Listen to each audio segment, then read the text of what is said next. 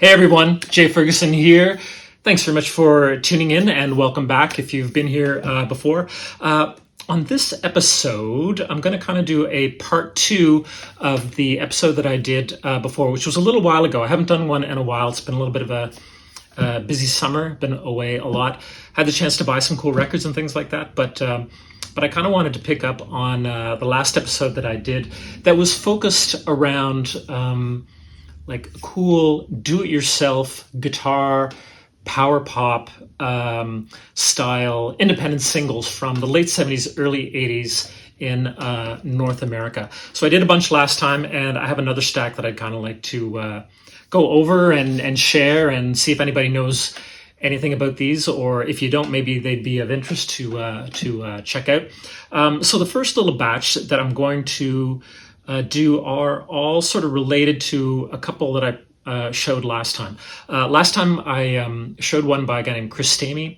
I Thought You Wanted to Know was the name of the single. One of my favorite singles from the late 70s, and a great example of kind of indie, guitar, power pop kind of music that was coming out of the United States in the, like I said, the late 1970s. And he also made his own records, but was also in a band called the DBs. And he also had some bandmates who also made their own records. So I'm going to share a few things that kind of fit into that category. And the first one is indeed Stamy. This one here, I think, is his debut 7-inch single as a solo artist. Before this, he was in a band called the Sneakers. And I showed that 7-inch last time. But this one is... This is the second sleeve. There's two picture sleeves for this, and this is the second one. As you can see, it's Stamy. The two songs are The Summer Sun and Where the Fun Is. There he is sitting seemingly in a playground, I suppose. And the back cover lining up for a plate of food, it appears. Now, Stamy played all of the instruments on this record except for the drums, some extra guitar, backing vocals, and percussion, which were all performed by his friend at the time, Alex Chilton. And Alex Chilton also produced this single. And it was released on the Orc Records label. I have the record here in case you want to see the labels are there. Orc Records, there you go, The Summer Sun, and Where the Fun Is. Alex Chilton also had records out on Orc Records around the same time. And there's a lot of great kind of independent 7-inch singles that were released on that New York label back in, as I said, the late 70s. But this one, so it's his debut solo 7-inch single, and it's very, I don't know if I'd say lo-fi, but very sort of bedroom pop and almost like a little bit of taking things from Beach Boys and Phil Spector, and also almost mishmashing it with some of the more unusual recordings from the Big Star Third era, I think you could sort of say. But yeah, it's a wonderful single. I found this back again in Halifax many, many years ago, late 80s or early 90s. And some things like that were a little bit, maybe they were, I don't know if they were easier to find back then. Things are a lot easier to find these days due to the internet and Discogs and everything like that. But it was fun finding this kind of out in the wild. So anyhow, I have a few to get to here that are kind of in that category. But anyhow, I quite love that that single. And the next one is by a gentleman who would be a bandmate of Stamy's in the band the DBs, and his name is Peter Holsapple. And this is his debut solo 7-inch single, which I believe is from 1978. And actually it's on the car, well, there's the front cover. It's called Big Black Truck, also with Death Garage and 96 Second Blowout. And there it is. The B-side is produced by his friend Stamy and actually released by Stamy on his label called Car Records, originally called Carnivorous Records, and then shortened to Car Records. And also this says, thanks to Alex Chilton and the H-Bombs and all our pals, and Mitch Easter, who is also in this sort of crowd of folks. He plays drums on it, and also the Echoplex. And Stamy does background vocals on it as well. Now, on the last episode, in the comments section, Peter Holsapple actually commented, so maybe he can enlighten us, perhaps. If he happens to see this, please comment below and give us some hints about the recording of this, and I don't know if I would classify it in that sort of power pop vein. Here's the record label itself on, as I said, Car Records, Big Black Truck, and the 2 tracks on the B-side. I find Big Black Truck, it's cool, and it's from 1978. I don't know if I mentioned that, but it's very. Maybe he'll be offended if I say this, but it almost sounds like early Shakin' Stevens mixed with the Cramps. It's almost kind of a friendly psychobilly kind of sound, and let's check it out and just you can judge for yourself what it sounds like.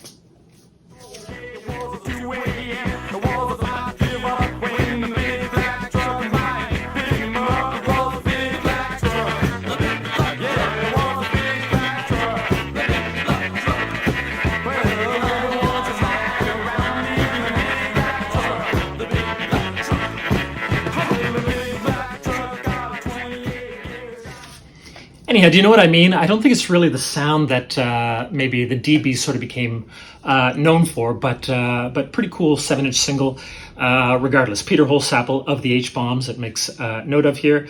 And yeah, Big Black Truck. So hope you enjoyed that. Unusual. I don't think I've ever seen this before out in the wild until that one time that I found it, and I don't know if I've seen it since.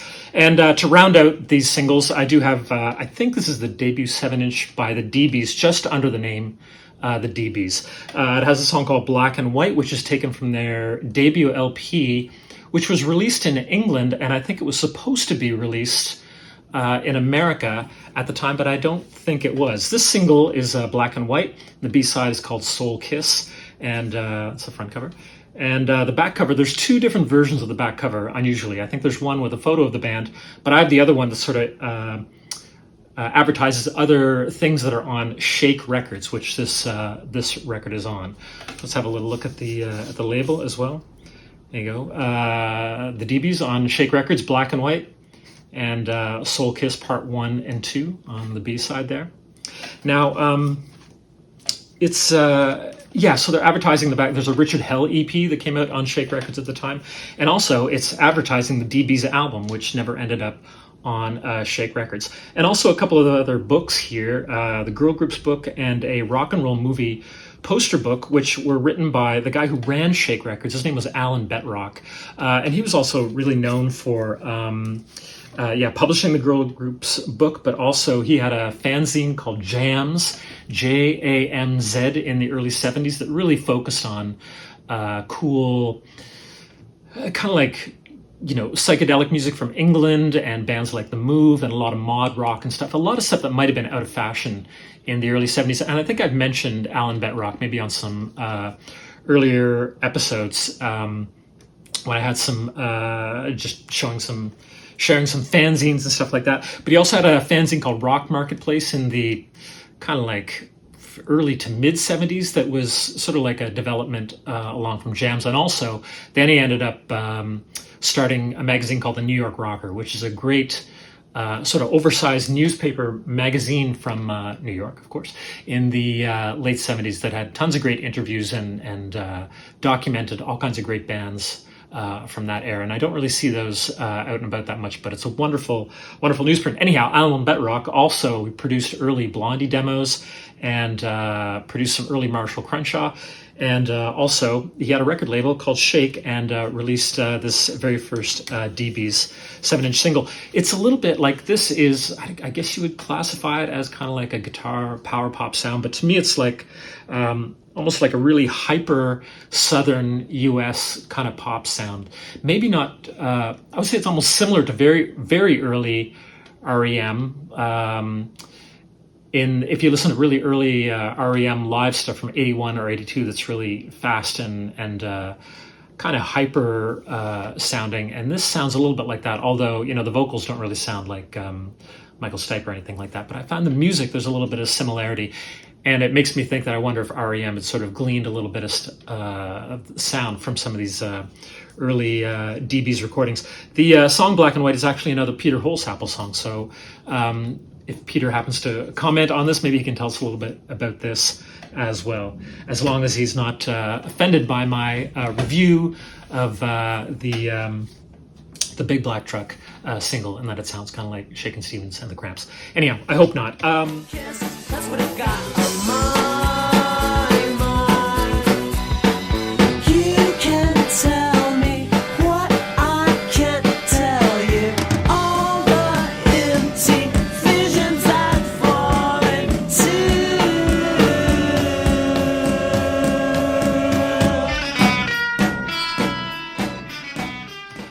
The next single was a band that I guess I probably got this year at one point, and it was actually given to me by a Sloan fan by the name of Leah. Thank you very much for giving this to me, because it fits right into this category of do-it-yourself single from this era. Now, the band that I'm going to talk about is called Bittersweet Alley. The song is called Just a Romantic. That's the A-side there, with the amazing feathered hair of these gentlemen. And clearly this guy is like, I'm not going along with that. I'm just going to stick with my Clem Burke look. But it's a great 7-inch. There's the back cover. Great band shot of them. The band is Gary Spaniola, David Gersten, Bill Pilipchuk, Tim Marco, and Dennis Knopf. And it's produced by Brian Ferryman. And this band is apparently from Detroit in the 1970s. And this is the kind of record that it looks like, this looks like a band who, got together, pooled their money, made one 7-inch single, and disappeared. And that's what I kind of thought when I saw this, or when I was researching this 7-inch single. But no, they actually continued for quite a long time. This is from, what year? This is 1981. They actually had an earlier 7-inch single out in about 1977 or so. That sounds way different than this single. It sounds more like an Aerosmith kind of riff rocker. And it sounds great too. I really want to track that 7-inch single down. But this one, it's very slick kind of power pop that could have fit perfectly on the radio. It almost sounds like the Romantics or something like that. And the track is Just Romantic. And actually the track, I'll show you the label as well. Here it is. Can't see it so well. It's on the Trillium label. And they even had their own little Bittersweet Alley logo, A-side and the B-side. And these tracks are actually recorded here in Canada, just a couple hours down the road in London, Ontario, which is another couple of hours the other way, and you end up in Detroit, where this band was from. But yeah, they continued on. They released more 7-inch singles and some EPs as well. And I think they maybe they still play, but I think they stopped making records maybe around 87 or 88. I could be wrong. But anyhow, Just Romantic, it's a great sort of classic. It's very slick. It's a lot different than, say, like the Chris Stamy stuff that I was showing earlier, that has much more like a lo-fi sound. These guys were going for it for sure, and they wanted to be on the radio, no doubt about it. So let's have a quick little listen to Just Romantic.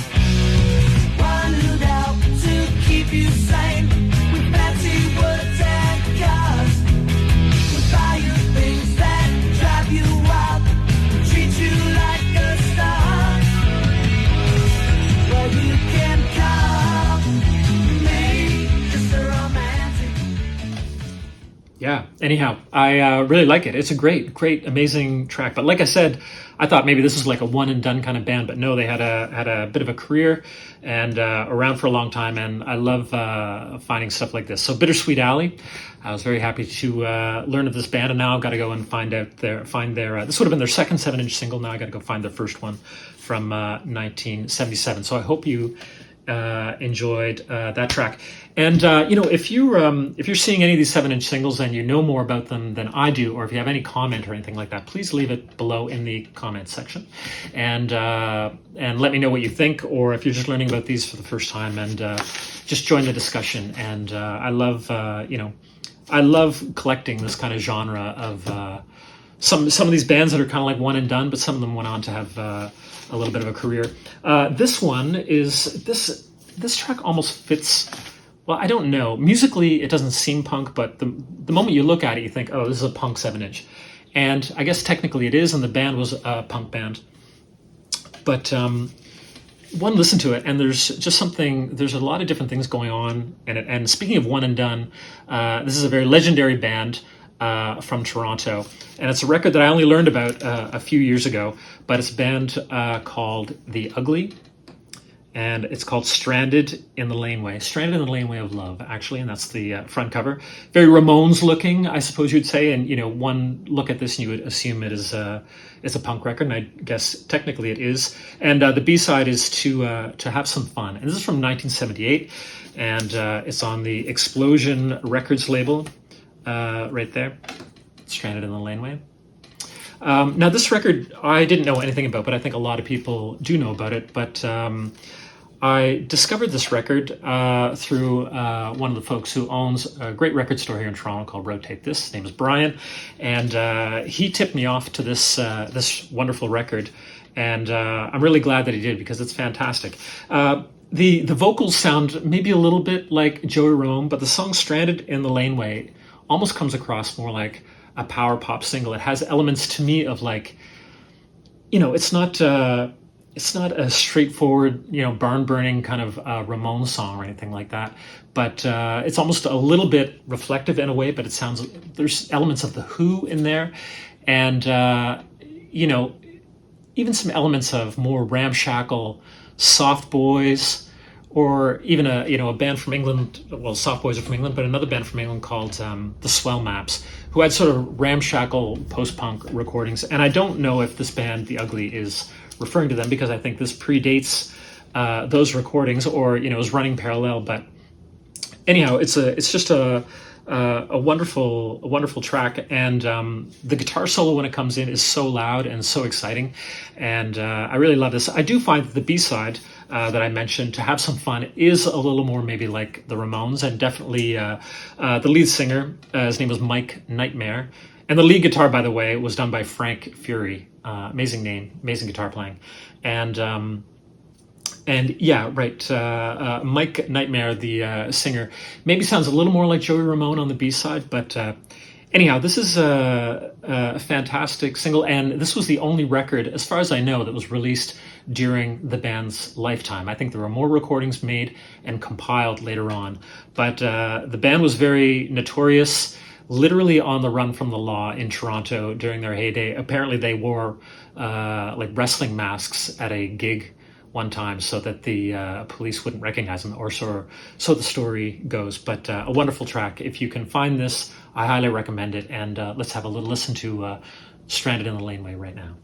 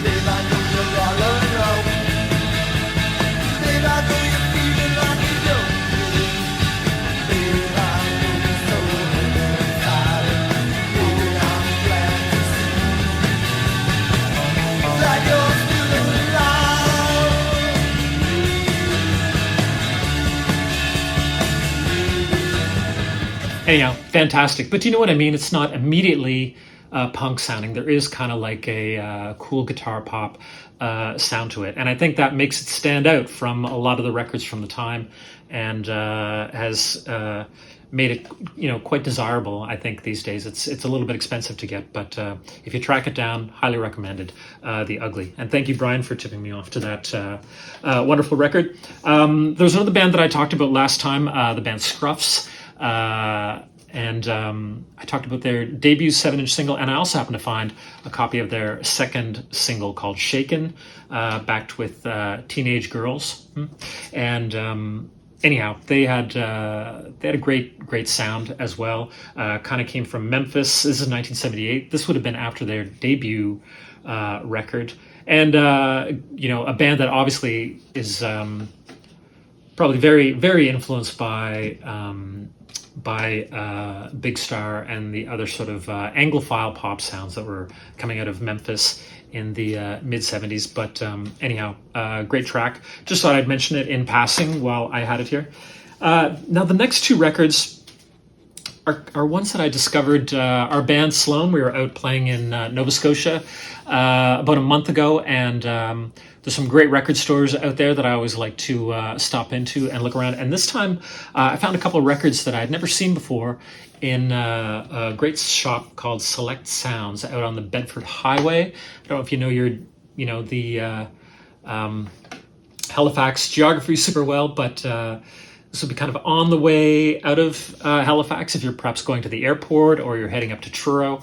But along the Bedford Highway, there's lots of great restaurants and stores and stuff like that. And this record, Select Sounds, has been there for 30 plus years, run by a couple of friends of mine, David and Michael, who I've known for a very, very long time. Michael I've known since I was a teenager, and they run a cool record store there. They have a lot of great used records and just boxes of stuff everywhere that's really fun to dig through. And I found a couple of 7-inch singles that I really did not know a lot about, but I didn't even bother checking out to see what they sounded like. They just looked super cool, and they're very inexpensive. So I was very happy to track them down. And when I got them home to listen to them, I was excited to own them. So the first one is a band called The Names, and it's a young woman who looks like she smoked a lot of cigarettes and having a drink right there, and maybe she's a little bit sad. And the two tracks on this one are Why Can't It Be and Baby You're a Fool. And there's a cool shot of the band, The Names, right there, looking a little bit like The Strokes meets The Knack, perhaps. But this record, let's see, when did it come out? You know what? I'll have to check this. Sorry, I meant to look this up. 1977. And this band is from Illinois, and or from Chicago. It's on Fiction Records from Chicago, clearly not the Cure's label at the time. And for example, when I was talking about the other band, Bittersweet Alley, and how they looked like a band that maybe like made one record, but in fact they did not, sort of pool their resources together.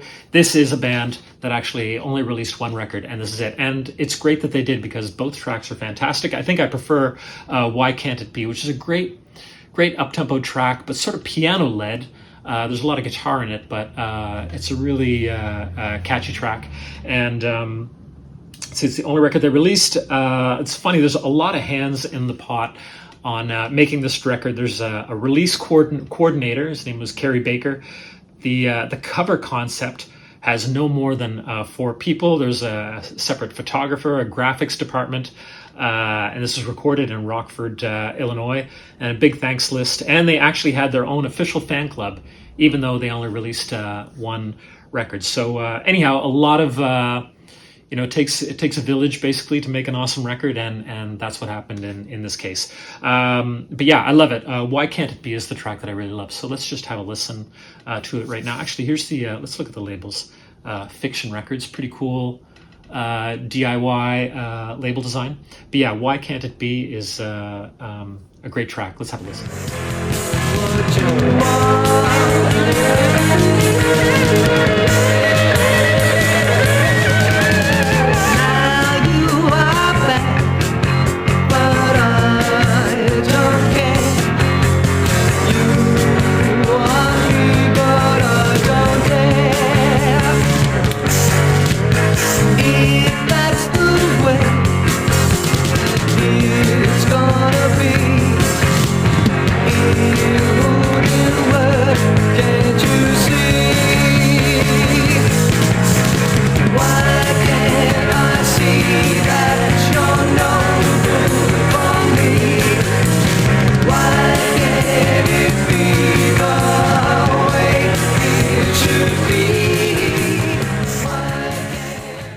All right, The Names and Why Can't It Be. Anyhow, I hope you enjoy that. I really had never seen this before, and I was happy to stumble across it.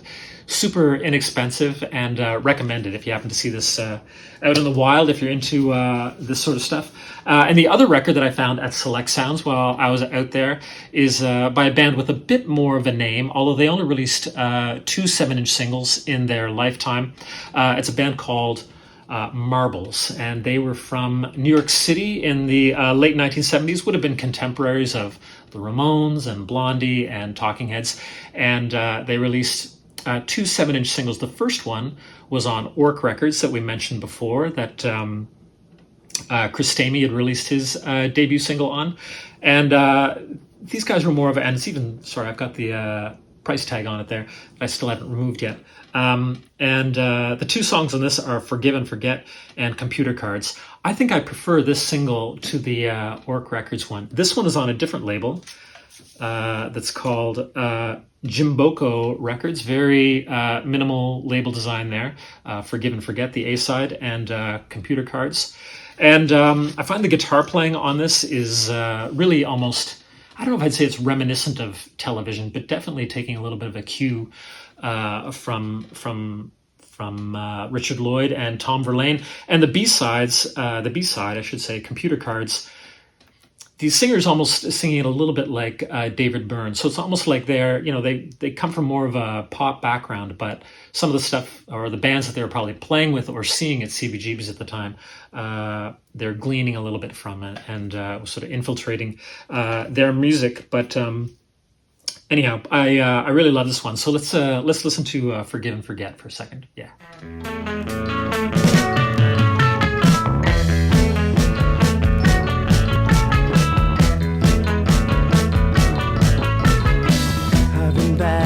Taking a wrong turn, no traffic's jammed, and when will I ever learn to take the road that leads straight to your heart? When I get home, will you give me a new start? You say that all is forgiven and forgotten, be blindness when time is for me.